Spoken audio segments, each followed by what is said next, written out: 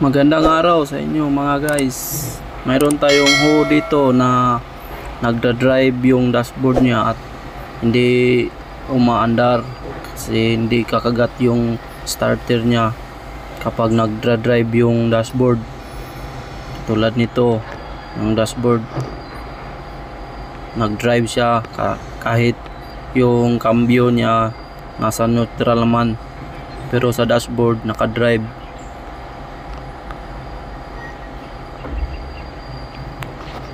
Dito pala matatagpuan yung switch nya guys, yung neutral at drive niyang switch dito sa transmission. At ito lang pala yung papalitan natin guys, at tatanggalin lang natin yan at check na natin yung gamitan natin ng multi-tester para malaman natin kung sira ba o hindi. Sa switch na ito mga guys, normally close po yan na switch, dapat magkukontak yan. Tingnan nyo yung bago guys,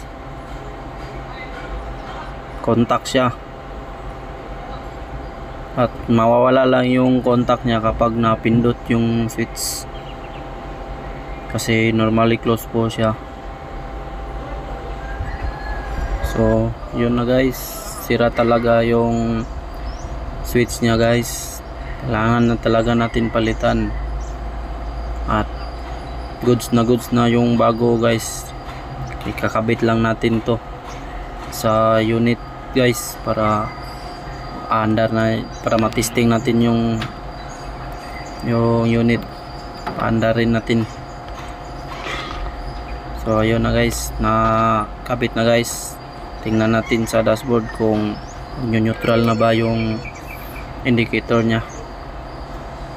So yun guys, neutral na. Yun lang ang sira guys sa switch nya guys, neutral at drive switch. Thank you for watching guys, see you sa next videos.